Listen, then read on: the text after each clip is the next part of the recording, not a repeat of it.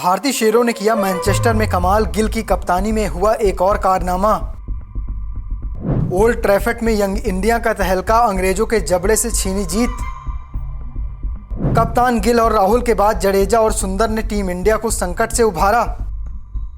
Tendulkar Anderson trophy का ये चौथा मुकाबला था। मैनचेस्टर में मुकाबला चल रहा था और सबको लग रहा था कि टीम इंडिया मुकाबला हार जाएगी, क्योंकि शुरुआत के 3 दिन कुछ ऐसे ही घटे थे। टीम इंडिया ने पहले बल्लेबाजी करते हुए बनाए थे सिर्फ और सिर्फ 358 रन। ऋषभ पंत चोटिल हो गए थे, लग रहा था दूसरी पारी में बल्लेबाजी के लिए वो नहीं उतरेंगे। उसके बाद तो बाकी के जो कसर थी वो पूरी कर दी थी इंग्लैंड के बल्लेबाजों ने। पहाड़ जैसा लक्ष्य खड़ा किया था और इसी के साथ बता दिया था कि टीम इंडिया के लिए ये लक्ष्य आसान होने वाला नहीं है, क्योंकि उनके पास थी 311 रनों की विशालकाय लीड। टीम इंडिया जो 358 रन पहली पारी में बनाई थी, उसके सामने 311 रनों की लीड थी।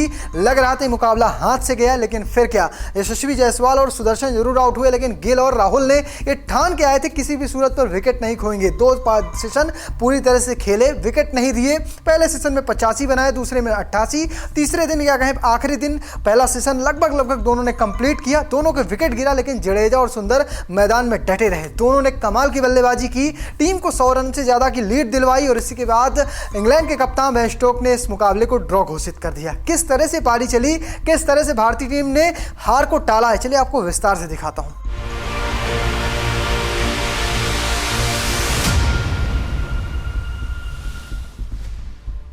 अगर बात करें पहली पारी से, टॉस फिर टीम इंडिया हारती है। टॉस हारने के बाद उन्हें बल्लेबाजी का न्योता मिलता है। टीम में एक बड़ा बदलाव होता है, करुण नायर को बाहर किया जाता है, साई सुदर्शन को वापस लाया जाता है। इसके साथ साथ ओपनिंग पार्टनरशिप ठीक ठाक होती है। 98 रन पर पहला विकेट गिरता है, 50 से चूक जाते हैं केएल राहुल, जायसवाल 50 लगा के जाते हैं। और इस मुकाबले में टीम इंडिया के इस पारी में टीम इंडिया के लिए सबसे ज्यादा रन किसने बनाए, तो वो साई सुदर्शन थे। 61 रनों की पारी खेली, कप्तान गिल का बल्ला नहीं चला। इसके अलावा सबने थोड़े बहुत योगदान दिए। चोटिल ऋषभ पंत ने भी 50 लगाई। इसके साथ साथ शार्दुल ठाकुर ने भी अच्छा खासा योगदान दिया। टीम इंडिया ने 10 विकेट को नुकसान पर बनाए 358 रन। ये देखकर लग रहा था कि मैनचेस्टर में कुछ तो गड़बड़ हो गया, क्योंकि रन हमारे थोड़े कम हैं।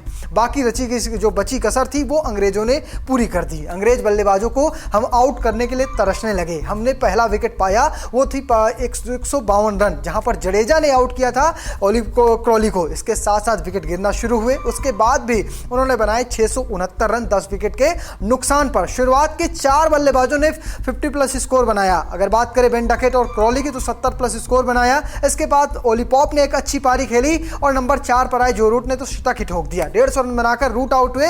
इसके बाद 141 बेन स्टोक्स ने बनाए। कुल मिलाकर 10वें नंबर पर आए बेंडर क्लास ने भी 50 प्लस स्कोर बना दिया। बने 669 रन 10 विकेट के नुकसान पर। इंडिया के सामने उनके पास लीड थी 311 रनों की। लग रहा था मुकाबला हाथ से गया, क्योंकि भारत की गेंदबाजी पूरी तरह से फेल नजर आई थी। और इसके साथ साथ अगर विकेटों की बात करें, जडेजा ने सबसे ज्यादा 4 विकेट चटकाए। 2 विकेट बुमराह को मिले, 2 विकेट मिले सुंदर को, 1 विकेट अंशुल कंबोज को, 1 विकेट मिला था सिराज को। कुछ इस तरह से भारत की गेंदबाजी हुई थी। अब पारी शुरू होती है भारत की दूसरी। उनके सामने पहले थी लीड को हटाना किसी भी सूरत पर, वरना पारी से हम ये मुकाबला हार सकते थे। शुरुआत में पहले ओवर में वोक्स ने 2 विकेट चटकाए, यशस्वी जायसवाल को आउट किया। इसके साथ साथ उन्होंने सुदर्शन को आउट किया। ये दोनों ही खिलाड़ी पिछली पारी के हाईएस्ट स्कोरर थे, यानी दोनों 50 प्लस स्कोर पिछली पारी में बनाए थे और दोनों ही आउट हो गए। इसके बाद केएल राहुल मैदान पर डटे ही थे। साथ देने आते हैं शुभमन गिल। पहला सेशन जब 5वें चौथे दिन का कंप्लीट होता है, भारत का स्कोर होता है 0 पर 2 विकेट। यह सब पहली बार देखने को मिला था। इसके बाद पारी शुरू होती है, कहें दूसरा सेशन शुरू होता है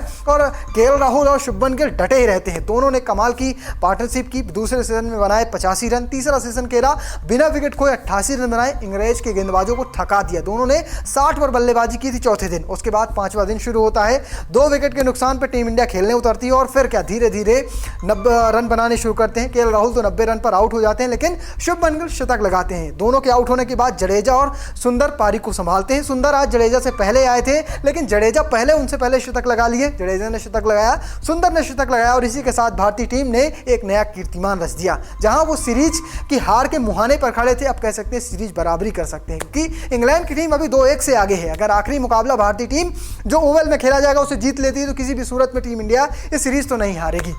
अगर अगर बात करें जीत के हीरो की तो सिर्फ और सिर्फ 4 हीरो हैं। पहला नाम आता है केएल राहुल का, दूसरा नाम है शुभमन गिल का, तीसरा नाम है जडेजा और चौथा नाम है सिर्फ और सिर्फ सुंदर। कमाल के सुंदर, जडेजा, इन सब ने मिलकर भारत के सिर से जो हार का टैग था उसे हटा दिया है। अब हम बराबरी पर हैं, कह सकते हैं ये बराबरी ना जीत से कम नहीं है। कमाल की जीत रही भारत के लिए। तो फिलहाल मैं आपको बता दूं कि इस मुकाबले में मैन ऑफ द मैच किसे दिया गया, वो नाम है बेन स्टोक का। कप्तान बेन स्टोक इंग्लैंड के हैं, उन्होंने 5 विकेट जितवाए थे, इसके साथ साथ 141 रनों की लाजवाब पारी खेली थी। तो फिलहाल आप कैसे देखते हैं इस मुकाबले को, कमेंट बॉक्स में लिखिएगा और पेज को फॉलो करना, चैनल को सब्सक्राइब करना बिल्कुल मत भूलिएगा। धन्यवाद।